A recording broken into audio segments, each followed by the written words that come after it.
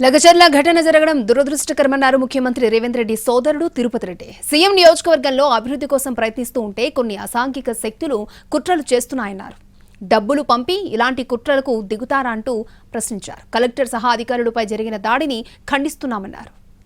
నియోజకవర్గంలో అభివృద్ధి చేద్దామని చెప్పి ఒక విధంగా ప్రయత్నం చేస్తుంటే ఇలాంటి అసాంఘిక శక్తులు అభివృద్ధి జరగకుండా నిరోధించడం కోసం ఈ విధంగా కుట్రలు చేసి ఈ విధంగా దాడులు చేసి అధికారులను భయపెట్టించి అధికారులను పని చేయకుండా చేద్దామనే ఉద్దేశం ఏదైతుందో ఆ ఉద్దేశాన్ని మేము తీవ్రంగా ఖండిస్తున్నాం. ఫార్మా కంపెనీ టీఆర్ఎస్ పార్టీ ఎట్టి పరిస్థితుల్లో పెట్టదని చెప్పి చెప్తారు, మీరేమంటారు? మీరు ఇదే ఫార్మా కంపెనీ పేరు మీద ఇబ్రహీంపట్నం నియోజకవర్గంలో 1000 ఎకరాలను టీఆర్ఎస్ ప్రభుత్వం సేకరించింది. మరి అప్పుడు ఏ విధంగా సేకరించింది?